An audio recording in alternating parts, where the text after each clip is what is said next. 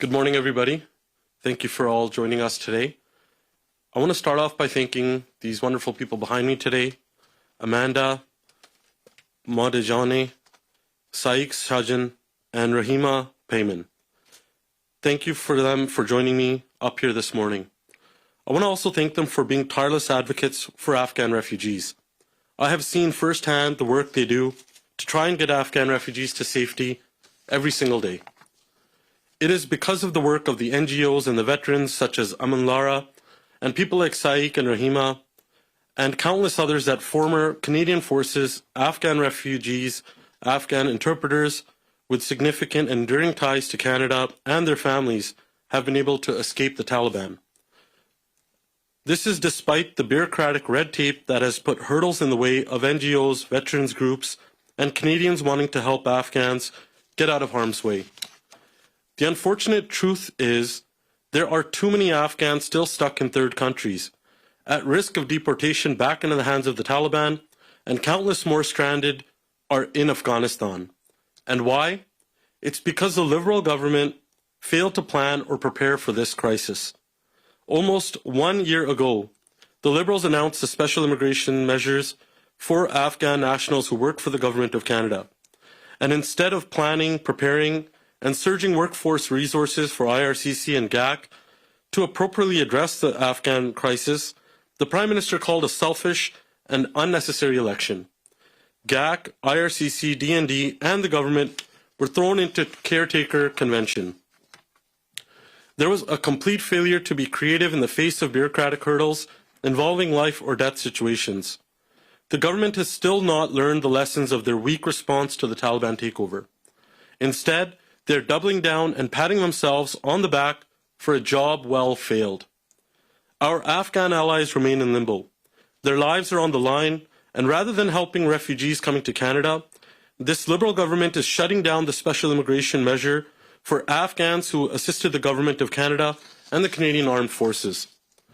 According to the IRCC, out of the roughly 16,500 Afghans who've made it to Canada since August 2021, only 7,200 applicants have actually entered through this special immigration measures program.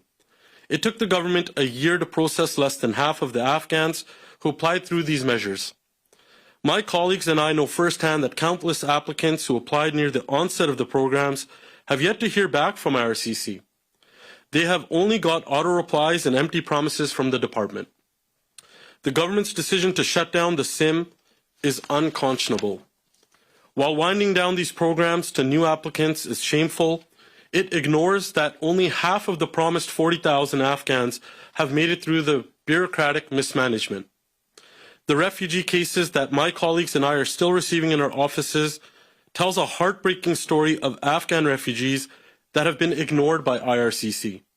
The incompetency of how this government has run this program cannot be an excuse for Canada to turn its back on Afghans who are desperate for answers and those that risk their lives to serve this country. This is not a partisan issue. This is about doing the right thing and doing it now. Today, Conservatives are calling on this government to finally act on the following steps: to reopen the special immigration measure for Afghans who assisted the Government of Canada, adopt the IRCC recommendations of the Special Committee on Afghanistan immediately, including conducting a formal all-of-government review of the Liberal response to the crisis and develop future planning to be better prepared for a similar crisis. Expand relations with trusted organizations on the ground within Afghanistan to facilitate the movement of Afghans across the border. And lastly, double efforts to commit to effectively coordinate with allied third-party countries to accelerate the processes needed to approve Afghans for entry into Canada. Those who served with our military and diplomatic missions in Afghanistan sacrificed for a better future in their country. They hoped they were going to contribute to a future of democracy, safety, and freedom. Now, they are all targets of the Taliban. We have a moral responsibility to help those who served alongside our country. We cannot leave them in the grasp of a terrorist regime. Not only does this government need to learn from their failure to make sure this never happens again, but Canada needs to get our allies to safety, because it is the right thing to do. Now is not the time for talking points or letting Afghan cases get lost in the liberal-made immigration backlog. Now is the time for action. This is a matter of life and death. Thank you.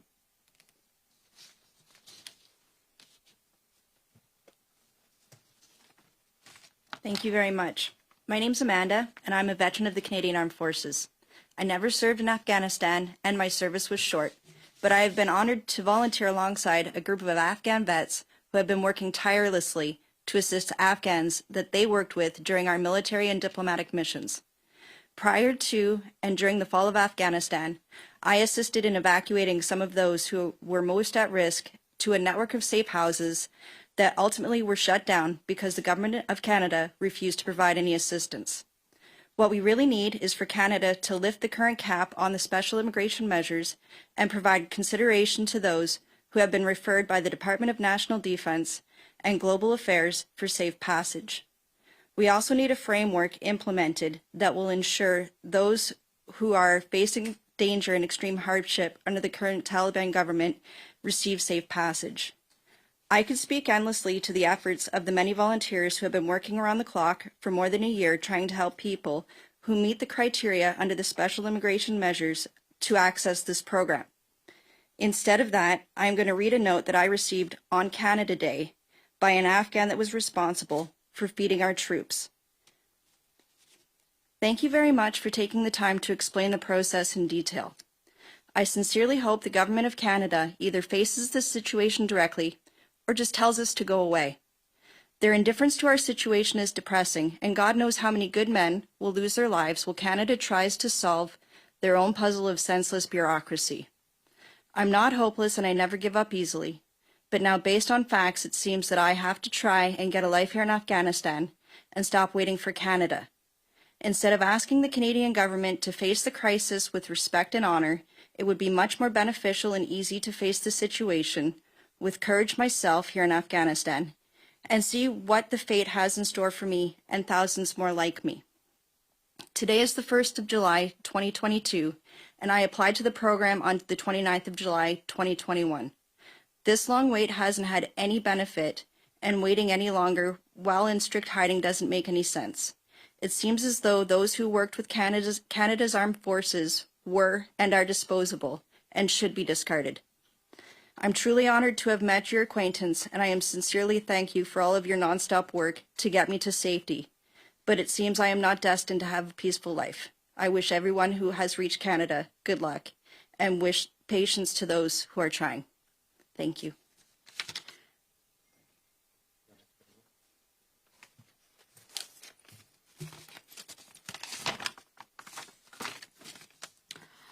Hello everyone, my name is Rahima. I'm one of the new immigrants to Canada in 2021. Okay. Thank you. First of all, I would like to thank Canadian Parliament for providing me with this opportunity to be able to share my thoughts about the immigration of Afghans to Canada. I'm one of the very lucky people who were evacuated in August 2021. As a woman, this was the best things that could happen to me. Since that time, the Taliban have made it impossible for women to work or even leave their homes without a male relatives. Coming to Canada gave me the feeling of security and physical safety. But while I am free in this country, I still have family members who are in harms. Of my previous who are in harms of my previous services to this country during Canada's diplomatic mission within Afghanistan. I'm the financial supporter of my younger brother, who was a student in Turkey. So we applied for his safe passage to Canada many months ago. He is one of the lucky ones who have had a response from IRCC, and he has been provided with application and UCI number. However, it has been nearly 8 months since he has had any further response. There has been no update about the progress of his application, and we do not know what is that IRCC needs from us in order to help my brother find safety. Going back, if my brother go back to Afghanistan, I'm sure his life will be at risk. Many of my colleague businesswomen who also supported Canada have also applied under the special immigration measures that Canada which opens up in response to the crisis in Afghanistan. Unfortunately, none of them have received any response at all. Those women are highly educated and were working in different sectors. Since the Taliban has taken over Afghanistan, these women can no longer work. Most of them are in hiding because of their services in Canada has made them a target for their current government. Some of these women were the sole financial provider of their families. Those with no male family member to support them are forced to suffer with no assistance, made even worse as a result of Canada's recognizing the Taliban as a terrorist organization and its policy change to stop sending foreign aid to Afghanistan. Studying and working for women in Afghanistan was never easy, but progress was being made. Now they are no longer allowed to do either.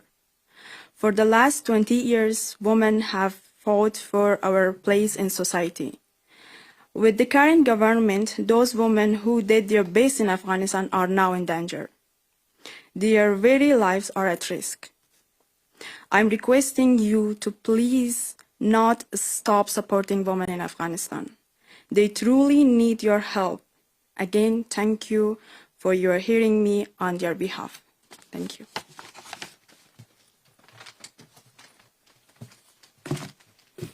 Good morning. Thank you so much. I would like to begin by thanking Canadian people for helping many Afghans, for helping me and welcoming me to Canada. Honestly, I'm really tired of what I've been doing for the past 11 months. I would like to begin by sharing what I was doing or what my colleagues were doing. I was running a very successful law practice in Afghanistan called Shajjan and Associates. Shajjan and Associates was contracted by the Government of Canada in Afghanistan, April of 2013. We have a 9-year working relationship with the Government of Canada.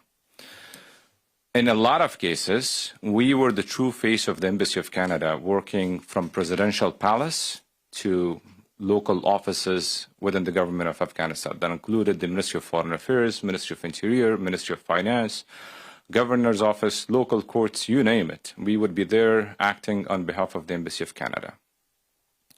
We were happy. None of us, we really wanted to get out of Afghanistan until this crisis happened. Right? When it happened, we found ourselves to be in danger. What options we had? We found out about Canada's generous program that offered to help those that they had an enduring relationship with the Government of Canada. Since I was working as embassy's lawyer, I really knew that who had that kind of enduring relationship. I thought that we would be the best definition, we were the best example of an enduring relationship with the Government of Canada. I got in touch with different officials. They were very kind, supported us by providing the necessary recommendation letters that would confirm that we had this 9 years working relationship with the Government of Canada, that would confirm that we were publicly known for our services to the Government of Canada in Afghanistan. Those two letters also confirmed that we were at risk even prior to the fall of Afghanistan and hands of Taliban. When we applied, we thought that we would hear very soon, like many other people were hearing from the IRCC. Like I have a lot of examples of people that they work on projects 12 years ago, 15 years ago, or in a case, there was an organization that was founded just like a year and a half ago. They applied and they got the response immediately. In our case, we are still waiting. I was just lucky that I was able to get out of Afghanistan through other means to Doha, and then from Doha make it to Canada. But my colleagues, it's 11 months that they're at risk. They're mostly in hiding. They're in the one, waiting for Canada to respond back to them and help them get out of Afghanistan and come to safety. But they have not heard. I've done whatever I could during the past 11 months. Literally, I'm asking anyone, I'm begging anyone for help to make sure that I bring these people to safety. But as of now, nothing has really happened. It is really disappointing. It is really disheartening. And I think this is a time that we need to make sure we do things differently. I understand it's not an easy thing to do, right? Going through all those immigration process. I also understand what IRCC is doing is not easy, but at the same time, we're not talking about a month or 2 weeks. We're talking about an entirely different situation in Afghanistan where people are at risk. People are living in a society right now that there is no law. It is completely lawless. There is no rule of law. There is no system that you can rely upon. Every day you will see people are taken out by the Taliban. They simply disappear. No one really know about them. And in a case where someone is fortunate or a family is fortunate to fall upon a particular case of a disappeared person, the response from the Taliban simply would be that, well, it must be something personal between any Talib who has done that, but there is no commitment, there is no responsibility from the government that what is your responsibility as a de facto government of Afghanistan right now. People are at risk right now just because of their services to the government of Canada. And I ask, and also, first of all, let me thank you, the media, that you have kept this issue alive. Otherwise, it would have been like under the dust already. I think this is the time that the Canadian people, the press, really ask the government of Canada, and I ask that too, to lift the cap that you have for these people who really supported the Canadian mission in Afghanistan. We need to keep the program open. There are a lot of Afghans, like you know, we are not talking about Canada, we are talking about Afghanistan. Access to internet is not easy. A lot of these people that are in hiding, they did not have the opportunity to submit their interest or submit their application to the IRCC. And now closure of that program is like really means an end of any opportunity to those people. I would also strongly recommend that we apply as much resources as we can to make sure that this is really working better than what it is right now. Canada has done so many wonderful things in Afghanistan during the past 20 years, which as an Afghan, I greatly appreciate that. And I'm sure I do not want to see that to be overshadowed by this disgraceful abandonment that's going on. And I'm sure Canadian people would also not want to see that. Thank you so much. We will now proceed to questions. We'll take questions in the room, and for those on Zoom, you may use the raise hand function. Hi there, Stephanie Taylor with the Canadian Press. Thanks so much for your time. I was wondering if this question is kind of directed at Rahima and Saeed. Since the fall of Afghanistan, we've seen Russia's invasion of Ukraine, and we've seen the world and Canada's attention turn to that. Is there a fear on your part that not only Canada, but the Allies' attention to that crisis has deflected or somehow impacted their ability to continue to respond to helping Afghans make their way to Canada? I'll just add a quick note, and for sure, I just want to highlight the fact that, you know, rightfully so, people did step up for Ukrainians. That's our obligation and duty. At the same time, the responses that we're getting from in my office and from across Canada now are they're seeing a bias between the two. And Canada used to be a beacon of hope. Canada was a leader, and it should continue to do that. It should be a leader when it comes to helping those that are being persecuted around the world. And we hear stories all the time that there's, you know, resources that should be used across the board evenly. And right now it's because of the mismanagement under this Liberal government in immigration. We've never seen this many backlogs in the history of Canada. And it's causing many, many hardships to all sorts of people that are trying to come to Canada. And the government needs to step up and not forget the people of Afghanistan. Closing this program is more proof. First, when they should have been doing an evacuation plan last year, the Prime Minister was busy doing an election plan. So he failed on that part. And now we're seeing the same failure again, that it feels like they're abandoning those that served Canada. Well, thank you so much for the question. Oh, sorry. Thank you so much for the question. I think as an Afghan, I'm 43 years old, and all my 43 years have been in war. I really feel the Ukrainian peoples. They do deserve to be helped in any way that it's possible. I wish I could do something to help them. But this does not mean that that should be done at expense of Afghan people. This does not mean that Afghan people should be abandoned. And the way that we see it, I think numbers are really telling that, right? The way that Ukrainians are helped, that's great. Keep on doing that. But at the same time, we need to help at the same speed, at the same rate, all those Afghans that they're endangered right now just because of their services to the Canadian mission in Afghanistan. Thanks.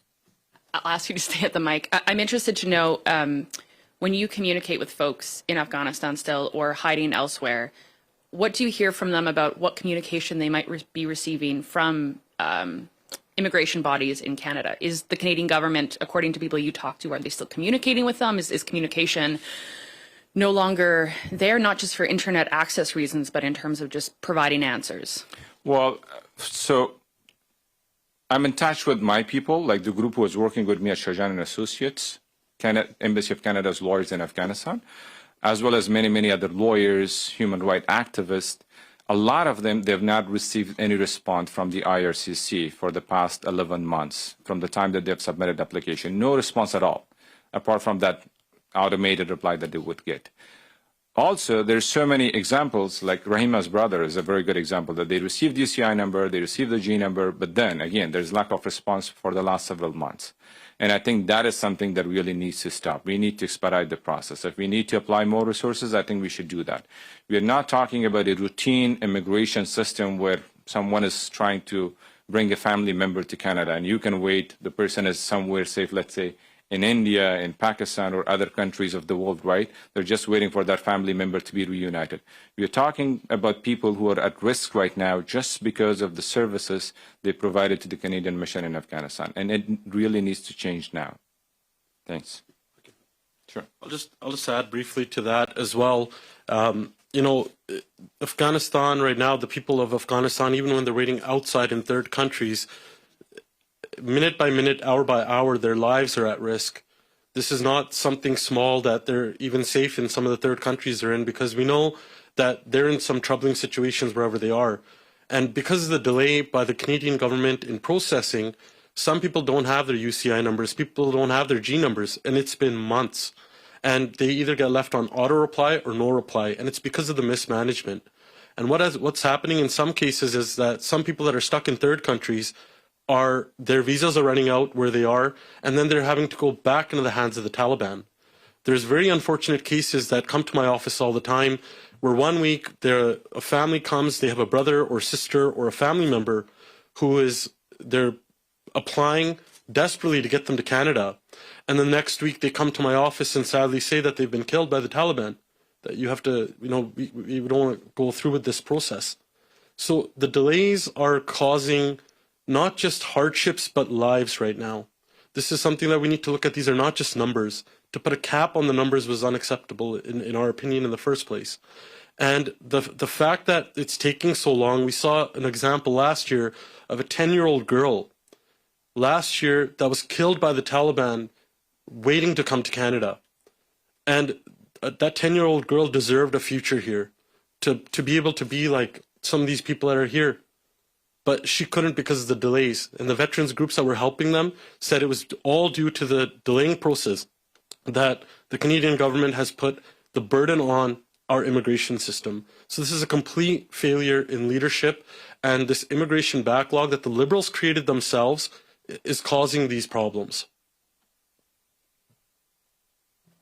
We will now proceed to taking questions virtually. First question will be Rafi Bujkani, CBC. You may unmute yourself and go ahead. Thanks very much. Hi, my question is for Mr. Halan. The government says there are other immigration streams available for people who didn't get a chance to apply, I guess, through the Special Immigration Measures Program since the 18,000 limit was reached. What's your response to that idea? Well, thank you for the question, Rafi. It's completely unacceptable that the government is throwing people from one bureaucratic mess into another. They should be stepping up and showing leadership. They should be continuing this program. And I'll give you an example of the mismanagement. When I sponsored a persecuted family from Afghanistan myself in 2015, it took 4 years for this Liberal government to get that family here. And as we've been stating, every minute and every hour in Afghanistan is dangerous for those that are living there. And if they're living in third countries, they're not safe there either. And with this Liberal government, anything that's under their watch or any file that they touch, it's been a complete mess. And now the minister is saying, let's throw them from one bureaucratic mess into another, when they can continue this program. So it's completely unacceptable that they're doing that. They need to show some leadership now. They've continued to fail in Afghanistan, and this is their time to do what's right and serve those that served Canada. Thanks very much. And as a follow-up, raising the 18,000 goal would effectively mean raising the overall 40,000 goal. So are you saying the Canadian government should be accepting more than 40,000 Afghans? I think the government needs to be clear on why they set that cap in the first place, where they came up with those numbers. And if there are more people applying to it that have served our country, then of course that should be expanded. That number, that cap should go up. The fact of the matter is that we don't know completely, because there's no transparency from this Liberal government about which cases are included in those 18,000 and which aren't. There's many cases in my office that have not received UCI numbers or G numbers. Are those included in that 18,000 or not? So there's a lack of transparency and accountability, and they need to be more clear on what's included in that number and why they set that number. And if there are more people that have served Canada, then we need to make sure that they can get here. Thank you. If there's any other questions on Zoom, please use the raise hand function.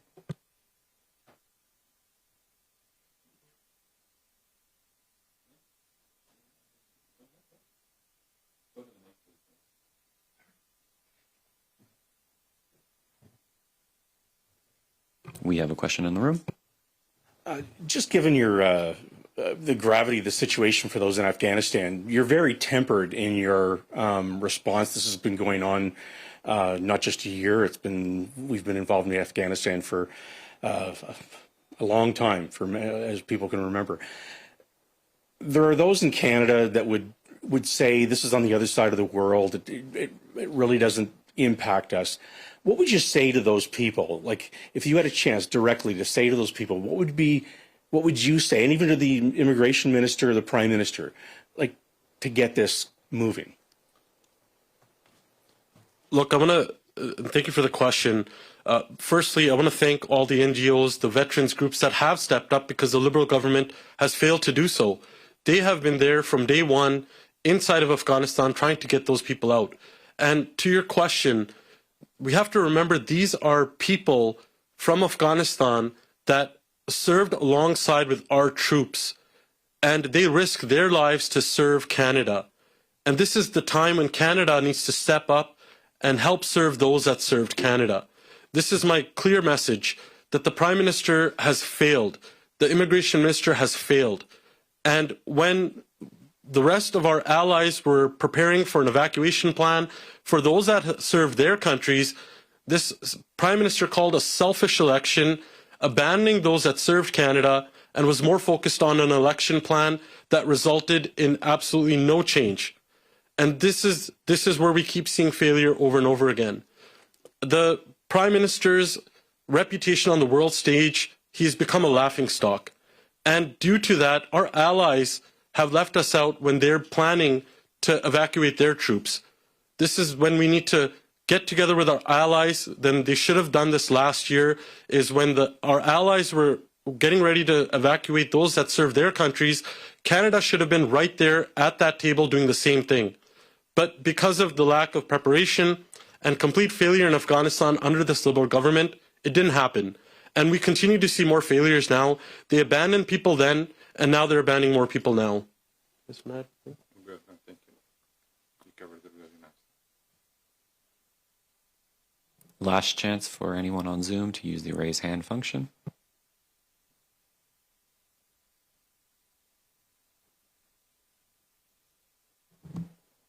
We have no further questions. Oh, we got one other question from Rafi. Go ahead, Rafi.